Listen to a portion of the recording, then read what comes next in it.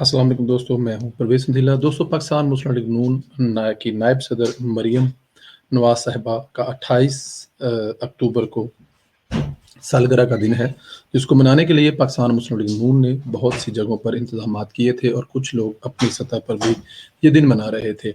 लेकिन जो साया पेशावर में हुआ, बच्चों को शहीद किया गया एक धमाके में, उसकी वजह से पाकिस्तान मुस्लिम लीग नून ने फैसला किया है कि कल का दिन इंतहाई सादगी से गुजारा जाएगा।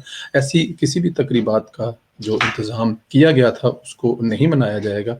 मरियम नवाज़ साहबा की तरफ से ये एक बड़ेपन का सबूत है और एक लीडर यही करते हैं जो अपनी कौम के साथ उनके गम दुख में बराबर के शरीक होते हैं। इसी तरह ये उनकी प्रेस कॉन्फ्रेंस में ये भी कहा गया है कि जहाँ-जहाँ पे भी अपने तौर पर प्राइवेटली ये तकरीबात का इनेकाद किया गया था, मुख्तलिफ जगहों पे, मुख्तलिफ मुल्कों में, वहाँ पर ऐसा कुछ ना किया जाए। बहुत बड़ी निशानी होती है, जो लीडर अपने अवाम से प्यार करते हैं, मोहब्बत करते हैं, उनके दुःख और दर्द में शामिल होते हैं।